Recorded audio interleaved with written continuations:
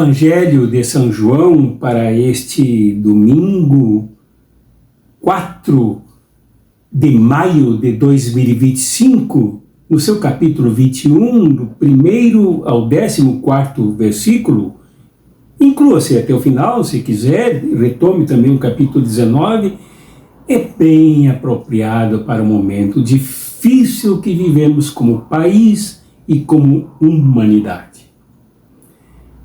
Nesse justo momento após a morte repentina e inexplicada do Papa Francisco em Roma e ali dentro num paísinho pequeno chamado Vaticano, há uma bateção de cabeças de uma das maiores igrejas do mundo em meio a uma crise terrível, divisões, confrontos, inclusive confronto de uma crise de classes, com pressões do Império estadunidense fortíssimas, como mostram os documentos que se espalham pela mídia a partir de lá.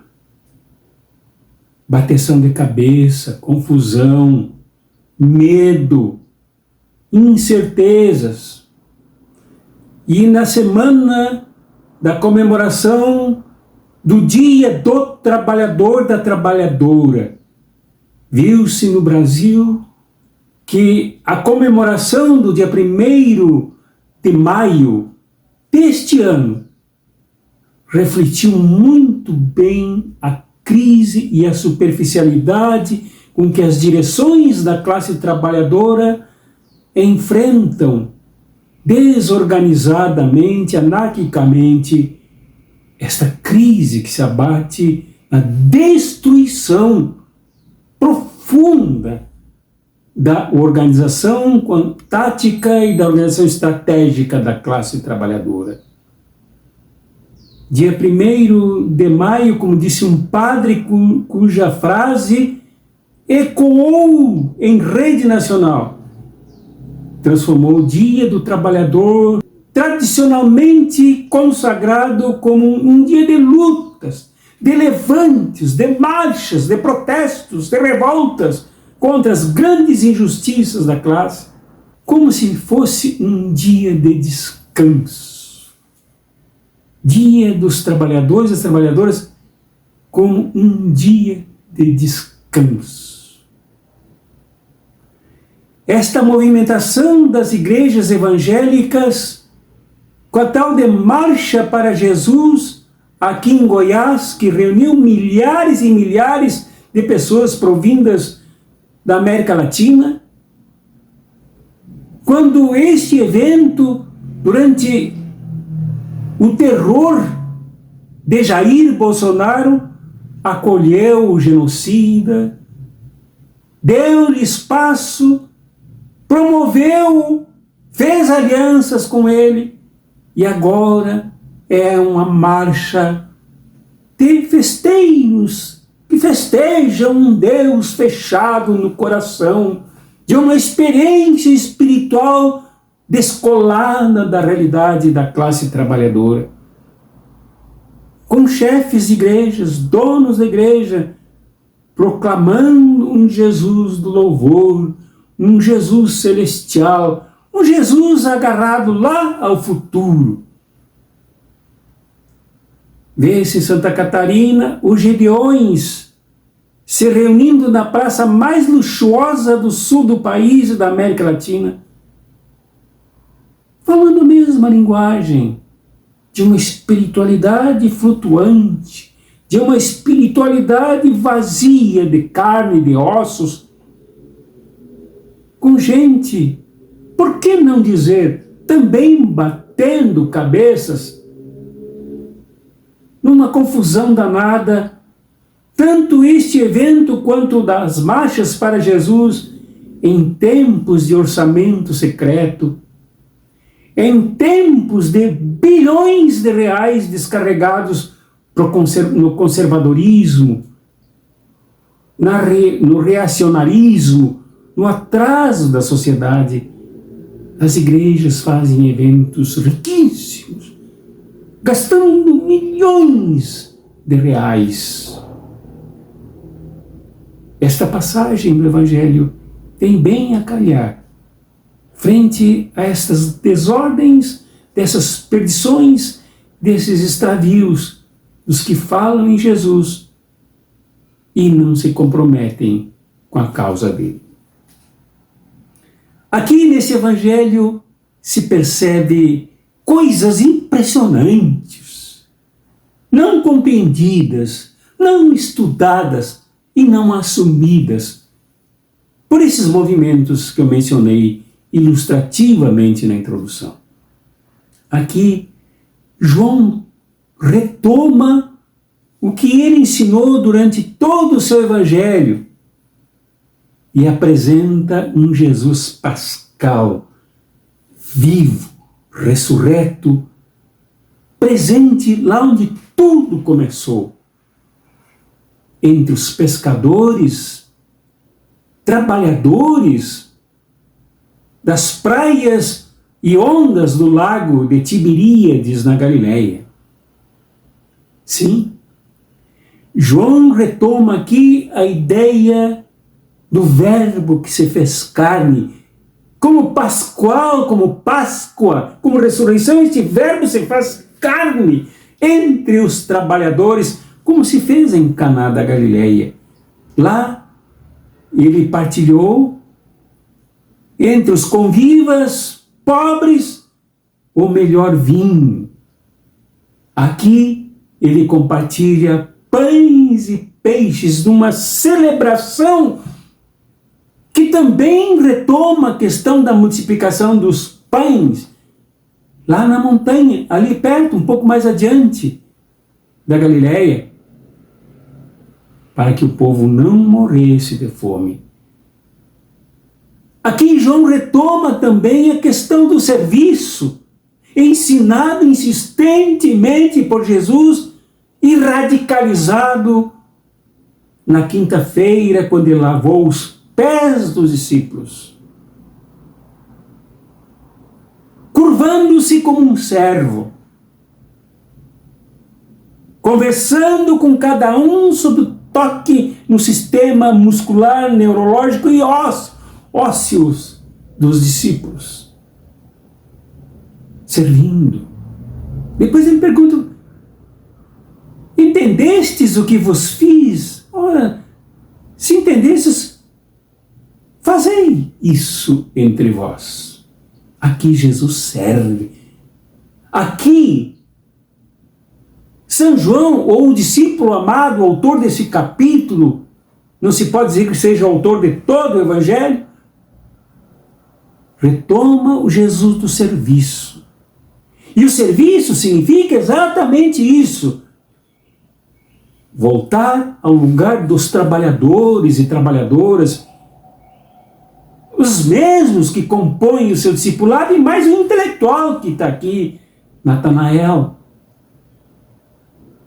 Aqui, um intelectual comprometido com os 7, um número muito expressivo que significa simbolicamente a humanidade inteira.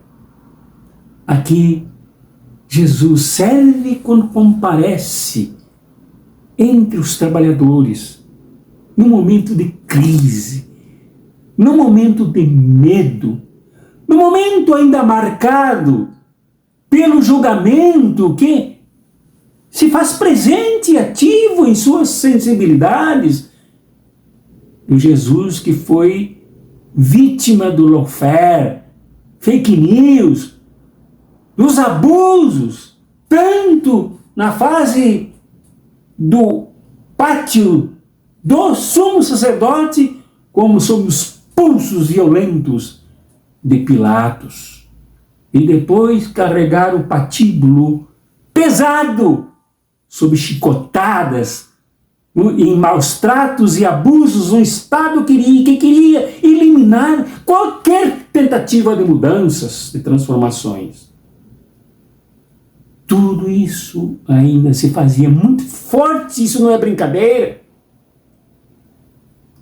Como a agrura sofrida na cruz, instrumento de vitimização, de perseguição de escravos e de líderes insurrecionais. Como o evento de Pedro, que não aguentou o peso de tudo isso, isso não é brincadeira. O terror não é brincadeira. As ameaças do terror não são brincadeira. Não são coisas que se possa levar assim, coitado do Pedro, foi um covarde. Não, Pedro não aguentou, o peso foi muito grande. Isso quer dizer que não foi só ele. Praticamente a comunidade, os discípulos e apóstolos de Jesus, toda sofreu esse peso enorme das perseguições. Tudo isso é mais forte do que a memória de que Jesus prometera a Páscoa, prometera a ressurreição, que não era para ele somente, mas para todo o levante e revigoração do seu projeto, da sua proposta, da instituição do seu reino. Isso tudo foi esquecido. Ante tantos ruídos, tantos atropelos, tantos massacres, o belo desaparece. No meio de tanto sofrimento, decepções e fracassos, os sonhos morrem. Num contexto tão bárbaro, sangrento como eles viveram há poucos dias. O compromisso com um reino que desapareceu do seu horizonte, desaparece. E Jesus, então, o serviu. Serviu presente. Serviu ativo. Serviu conclamando a que voltassem. Serviu partilhando pães e peixes que ele assou ele mesmo, né? Servindo como um trabalhador, como um escravo, como um servo, serviu e chamou, venham comer. Serviu quando apontou que era preciso tentar de novo, agora do outro lado, joga as redes do outro lado. Busca um novo método, insiste. E não para de se comprometer. Jesus serviu. É isso que João retoma. É isso que São Marcos descreveu muito bem, como ao afirmar que o Filho do Homem não veio para ser servido, mas para servir e dar a sua vida em resgate da humanidade. É isso que ele veio fazer. É isso que é a Páscoa, que não é só a restituição da vida a um cadáver, mas o revigoramento de todo um projeto no meio das perseguições, visto que São João foi escrito entre os anos 100 e 120, em meio a uma crise terrível de perseguições massacrantes e divisões da sua comunidade. Era preciso encontrar a referência nesse que é Páscoa no meio dos trabalhadores, no meio de uma classe, a partir da categoria da maioria da população. Mas atenção para encerrar. Este Jesus que acende o fogo, e esse fogo não é só com lenha e principiantes das chamas, mas é o fogo, retomar, reacender o fogo nas vidas, no compromisso que não deve se congelar, na fé que não deve frequentar o congelador e nem se manter fria na geladeira, mas se manter acesa pelo fogo que, em termos de serviço, Jesus acendeu para ajudar os seus discípulos. E aí, então, desaparece a nudez de Pedro. E aqui uma retomada de uma imagem lá do Gênesis, do ser humano que se sente nu quando se extravia, quando se perde. Desaparece essa nudez, essa desproteção, esta fragilidade do homem que negara Jesus 3 vezes, desaparece. E Jesus, a Páscoa toma lugar como compromisso com o reino. Não é com a igreja. O grande problema desses movimentos que eu mencionei na introdução é que eles querem a igreja. Todos os comentários que li sobre este texto, os comentaristas, teólogos e teólogas de fôlego, não conseguem perceber o reino, não conseguem perceber a Páscoa que se torna carne de novo, a Páscoa que retorna à classe trabalhadora, e se prendem à igreja. Jesus não veio criar a igreja. Jesus veio encarnar o reino para a humanidade. E é esse o nosso compromisso. Hoje, no meio desta crise que vivemos, guerra comercial, guerra com bombas, massacre do povo palestino, matar o povo palestino de fome, impedir que ele receba alimentação humanitária, nos chama a assumirmos a Páscoa, que é a ressurreição, que é a dignificação da vida, que é o resgate da vida, que é o levante da vida, que é a transformação contra tudo isto que eu acabei de mencionar, que é morte. Guerra, seja comercial, que pode derivar para guerras nucleares. Guerra, seja comercial, que pode derivar para a tentativa de explodir com o que nasce no mundo em favor desse projeto pascal, desse projeto que ressuscita as pessoas a partir de Jesus. É isso, meu irmão, minha irmã, que temos que revisar. É isso que temos que ver. Igreja que pensa Jesus a partir dela, dá nisso. Bateção de cabeça, vai pescar e não dá certo, se cansa porque quem volta para essa atividade depois de 3 anos de lutas, depois de 3 anos fazendo outras práticas, já não são mais as mesmas pessoas, elas já não sabem as mesmas coisas, elas se perderam e não sabem as novas que aprenderam antes.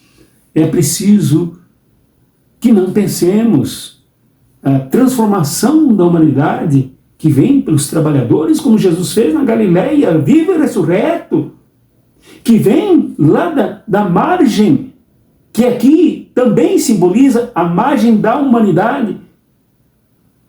É preciso que nós pensemos o nosso compromisso com a transformação do mundo a partir desse caráter extremamente belo, lindo, não só poético, mas nobre, do Jesus que se faz Páscoa para acontecer Páscoa entre todos. É o nosso chamado. É o nosso chamado para mudarmos o mundo, tirarmos a letargia da classe trabalhadora em que ela se encontra, fazendo sorteios de automóveis e de motos e abandonando a luta. É a proposta e o chamamento para as igrejas que pensam até a partir delas, das suas instituições decaídas, as suas instituições que servem aos interesses dos poderosos, como ocorre agora com a tentativa de escolher um novo Papa, recebendo a pressão do império, a pressão da exploração, a pressão do massacre, para que de lá saia alguém que lhe sirva de continuidade desse massacre e da morte. Bem, isso é muito sério, isso é muito importante, isso é muito significativo. Fora daí, nada mais se justifica. Abençoemos-nos, portanto, com essas características da Páscoa que ocorreu na margem do lago de Tiberíades, na Galileia, com Jesus. Tomemos para nós esta imagem linda de Jesus fazendo fogo, assando peixes, orientando seus discípulos na pescaria, dando perspectivas, levantando a todos. Tomemos isso para nós e busquemos o Jesus que transforma a humanidade, o Jesus carne e osso, o Jesus que se move por entre os trabalhadores e trabalhadoras para transformar o mundo e não só para se mover. Em nome do Pai, do Filho e do Espírito Santo. Amém.